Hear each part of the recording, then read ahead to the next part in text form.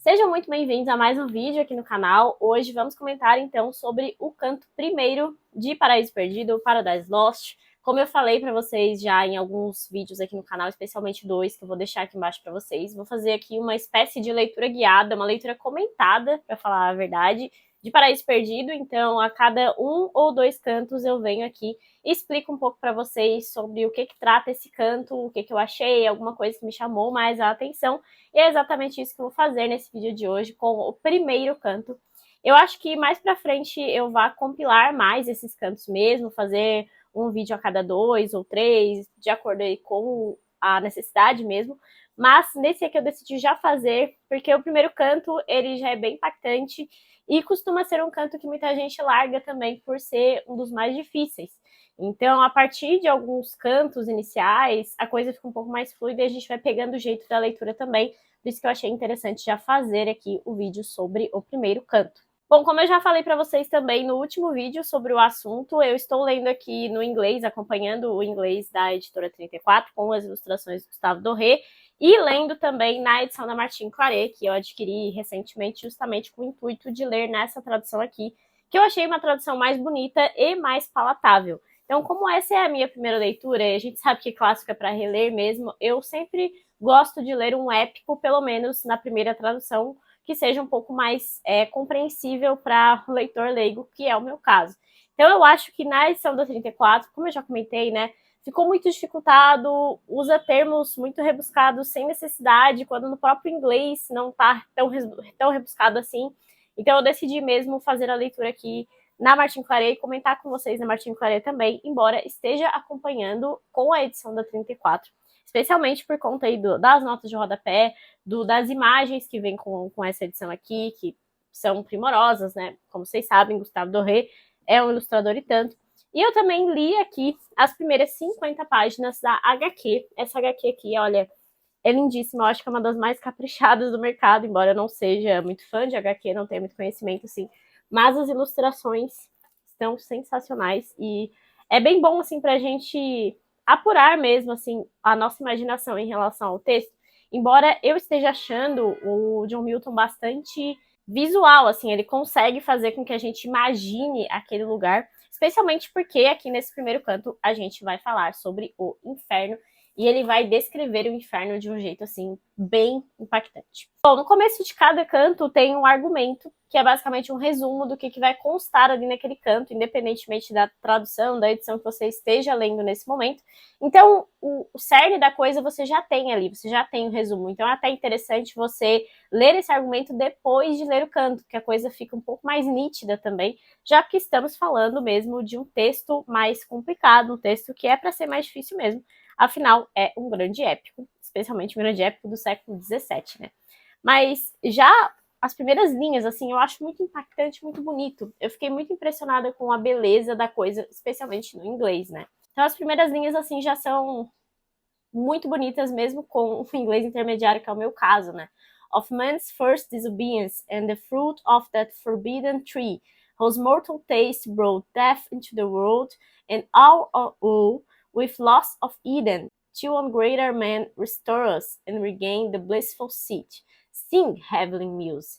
Então aqui o início, Sing, heavenly muse, que inclusive é o trecho que o tradutor aqui da Martin Claret vai jogar lá para cima no texto, é a famosa invocação que a gente tem em todos os épicos. Então vocês podem ver, por exemplo, que a Ilíada também começa assim, né? Canta, ó musa, a cólera de Aquiles. Só que aqui nós temos uma invocação um pouco mais especial, digamos, porque ela vai relacionar a essa musa, essa inspiração que se deu a Moisés quando ele leu as tábuas, né, dos 10 mandamentos. Então ele fala de um espírito invocado aqui de uma forma um pouco mais religiosa mesmo, então tem um impacto maior aqui que a gente já consegue sentir quando ele vai fazer essa invocação inicial dessa musa. Mas como vocês viram pela minha leitura parca aqui em inglês dos primeiros trechos, a ideia aqui do texto é nos contar a queda do homem e como que o bem e o mal surgiram, então, para o homem, justamente quando ele comeu o fruto da árvore que era proibido a ele, né, e fez ele perder também o jardim do Éden. E aí, nesse primeiro canto, basicamente, ele vai nos narrar a queda de Lúcifer, que, afinal, é o grande responsável pelo homem ter se perdido nesse sentido. Então, quando ele efetivamente começa a contar a história, né, e quando ele sai um pouco dessa invocação, ele vai falar, então, sobre esse personagem, o Satã, né, que depois da queda ele é chamado de Satã, esse personagem que é responsável por tudo isso, e ele perdeu uma batalha contra Deus, ele e seus vários súditos, seus vários outros espíritos, outros anjos, porque Lúcifer era um anjo, né? Então, o Satã era um anjo divino que morava também no céu com Deus, digamos assim. Ele vai perder uma batalha após uma rebelião contra esse Deus, e ele vai ser jogado durante 9 dias e 9 noites nas profundezas daquilo que a gente entende hoje como inferno. Então, a descrição do inferno também é um negócio tenebroso, assim. A terrível mansão, torva, espantosa, prisão de horror que imensa se arredonda, ardendo como amplíssima fornalha. Mas luz nenhuma dessas flamas se ergue, vertem somente escuridão visível que baste a pôr patente o hórrido quadro dessas regiões de dor, medonhas trevas, onde o repouso e a paz morar não podem, onde a esperança, que preside a tudo, nem sequer se vê. Os desgraçados interminável aflição lacera, e de fogo um dilúvio alimentado de enxofre abrasador, inconsumível. Então é um local tão tenebroso que as luzes que saem do fogo, dessa fornalha que parece esse lugar, elas não iluminam, elas somente refletem a própria escuridão. Então você consegue realmente visualizar esse local avermelhado, escuro, em que não existe luz palpável, em que não existe qualquer possibilidade de bem e de esperança. Ele vai continuar, então, te contando aqui que o Lúcifer caiu, então, com os seus vários anjos, com essa horda de anjos que lutaram ao lado dele, todos eles foram castigados por Deus justamente nesse lugar.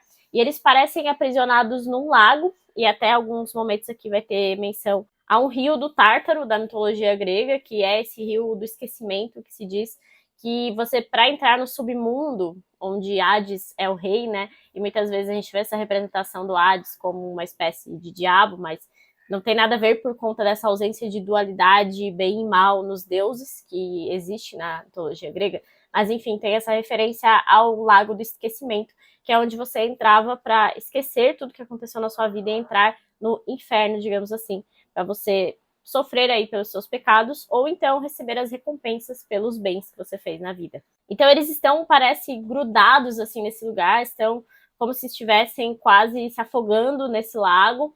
Só que já fica nítido aqui desde o início que eles são espíritos, eles são imortais.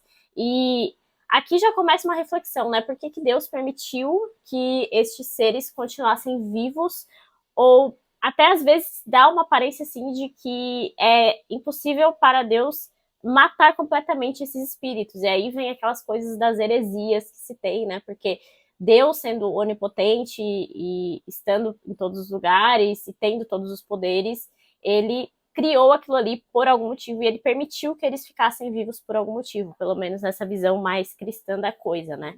Bom, então a gente tem Satã acordando nesse lugar, né? Ele, depois de 9 dias, 9 noites caindo, ele acorda meio atordoado, assim, vê aquela situação toda e consegue visualizar esse novo território dele e ele começa a procurar esses outros anjos que lutaram com ele também. E é assim que ele vai encontrar o seu braço direito, o seu imediato, que é o Beelzebub.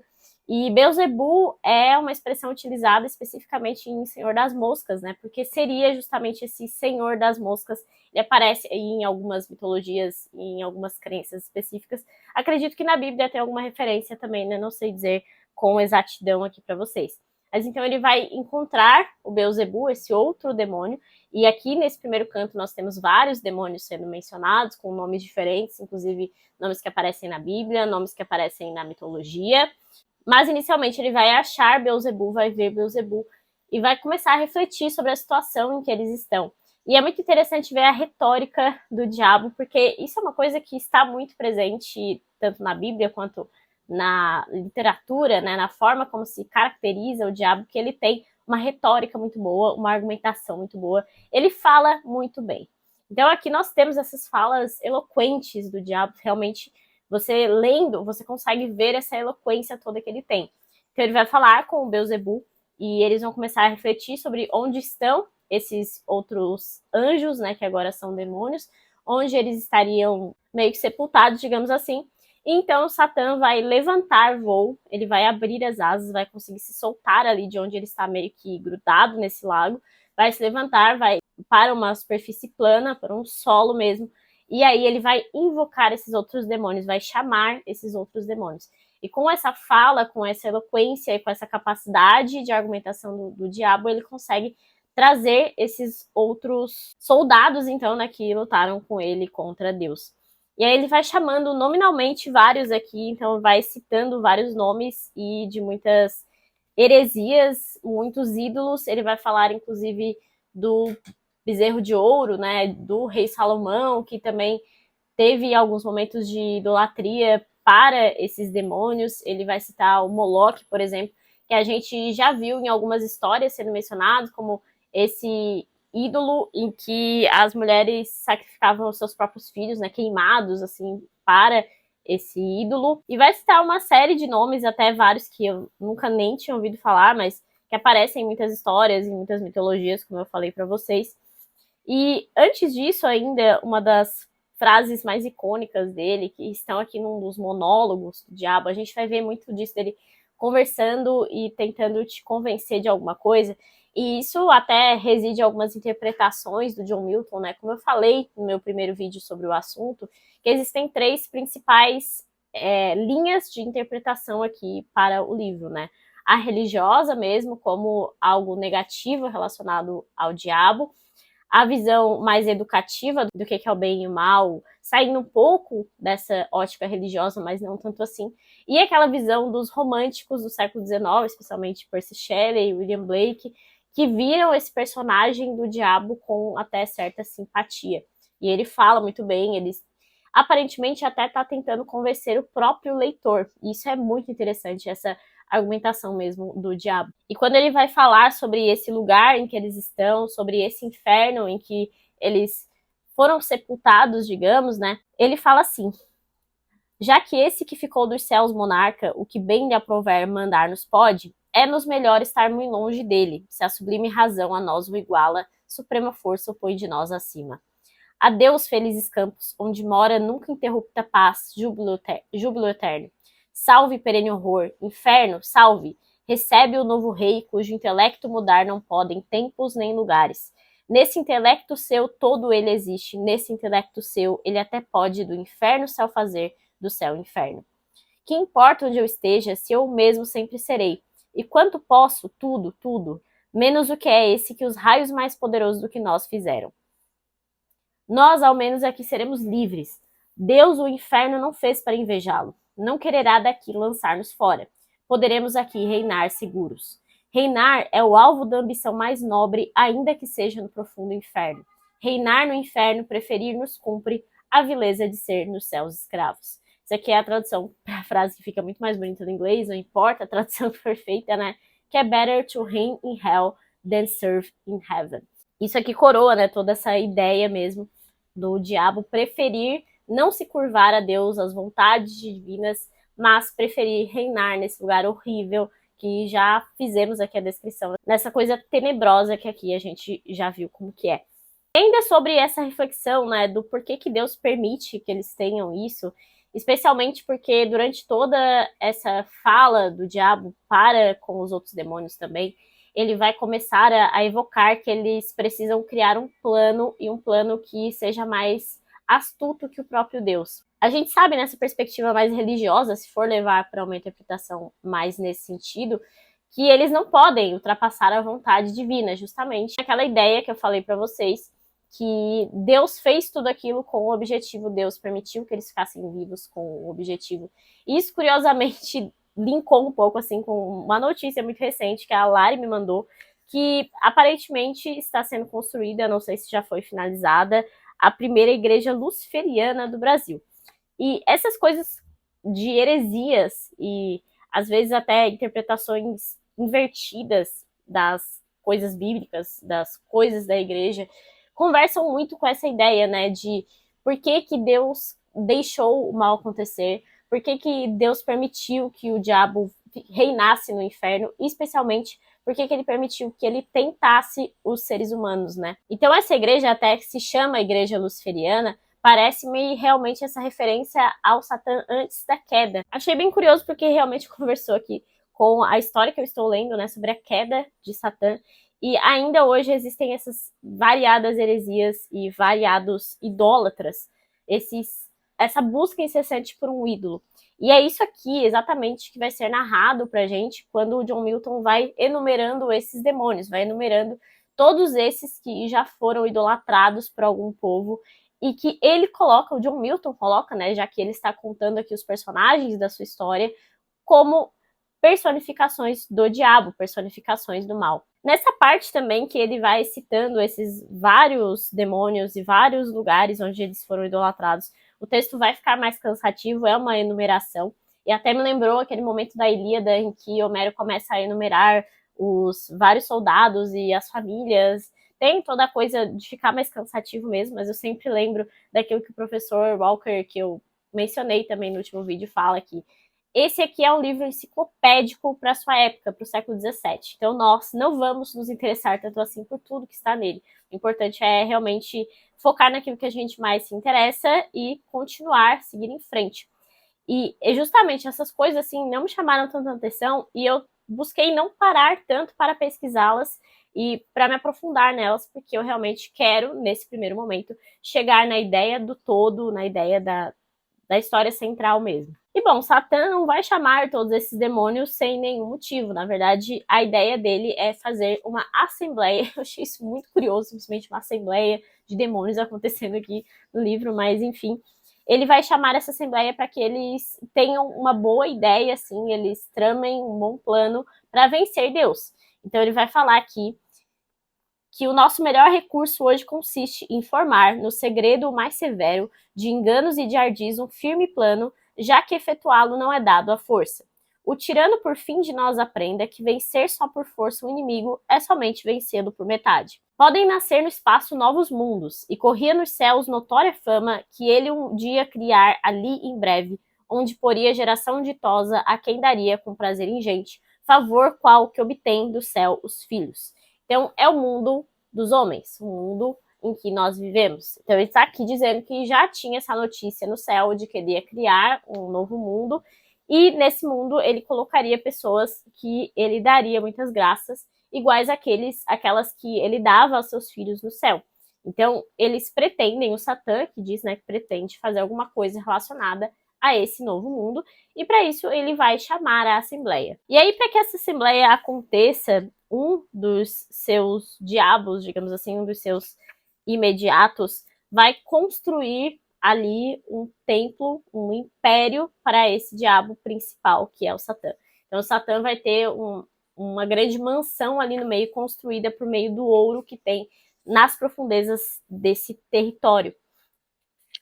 E é muito interessante ele falando sobre isso, porque ele vai falar sobre a construção que eles fazem, que não importa quantos humanos tenham feito por quanto tempo uma construção parecida no mundo, nunca vai chegar aos pés daquilo que foi construído ali nesse território. E ele também vai fazer uma referência muito interessante da mitologia grega agora a Hefesto. E Hefesto era um deus menor, digamos assim, né? Que era filho de Hera, e ele foi jogado do céu também, ele acaba se machucando um monte, ficando manco, ele tem uma aparência muito esquisita, e ele é o deus construtor, ele constrói todas as coisas para os demais deuses, né? E faz essa relação muito interessante desse diabo construtor com o Hefesto. E o Hefesto também é considerado um deus bem relacionado ao fogo, porque ele tem essa facilidade de forja, né? De marcenaria e tal. Então é uma referência mitológica que faz bastante sentido. E sobre isso de ter referência mitológica é muito comum, né, nesses grandes épicos posteriores, obviamente, a Homero, né? Inclusive em Os Lusíadas, que eu li o primeiro canto, acabei não indo para frente, mas Os Lusíadas é interessante porque é um épico considerado católico aí, né, dedicado aos reis católicos de Portugal, e ele vai citar muitas referências mitológicas. É uma espécie de heresia dentro da cristandade, né? Mas basicamente esse é o primeiro canto, então. Como eu falei para vocês, não é uma leitura fácil, é uma leitura mais truncada mesmo. Você tem que pegar o ritmo do épico, mas ele está aqui basicamente te narrando uma coisa. E essa narração que é mais pausada, requer mais atenção mesmo, é muito bonita. Isso que você tem que observar mesmo. Tente ler em voz alta, tente buscar essa musicalidade mesmo da coisa, porque isso faz parte da experiência de leitura, não é simplesmente ler para entender a história, porque para entender a história basta que você fosse ler só os argumentos, né, que são os resumos do que acontece. A ideia é realmente pegar essa musicalidade, por isso que eu recomendo mesmo dar uma boa olhada no inglês, ouvir alguém falando inglês, mesmo que você não tenha tanto conhecimento, só pela questão da beleza e dessa coisa mesmo que o John Milton imprimiu no seu texto, considerando ainda que ele era cego na época, né, eu acho isso incrível mesmo. Bom, é isso, achei já bem impactante, bem bonito e bem visual, queria realmente ressaltar isso com vocês. Às vezes, se vocês não conseguiram visualizar bem, vale a pena dar uma lida novamente assim nos trechos que ele faz a descrição do inferno, a descrição do diabo levantando, né, do Lúcifer levantando com as asas e tal, um negócio muito bonito. E também recomendo, como eu falei para vocês, essa HQ. Até a página 50 tem essas descrições da queda. Ele coloca aqui uma personagem feminina no início, que eu confesso que eu não entendi ainda o contexto, eu não sei se vai ter um contexto, porque Lúcifer, antes de cair, ele meio que tá abraçado aqui numa personagem feminina. Não sei se vocês conseguem ver. E aí, depois, sim, ele é jogado aqui para o abismo, nessa outra parte. Enfim, é isso. Espero que tenha ajudado aqui vocês. Espero que vocês me acompanhem nessa empreitada. Não será fácil, mas nós conseguiremos. Se vocês gostaram aqui do vídeo, deixe uma curtida, deixe seus comentários. Lembre de se inscrever no canal, que isso me ajuda bastante. Tem também a opção da área de membros, que tem um botãozinho aqui embaixo, onde eu explico tudo para vocês. E até o próximo vídeo.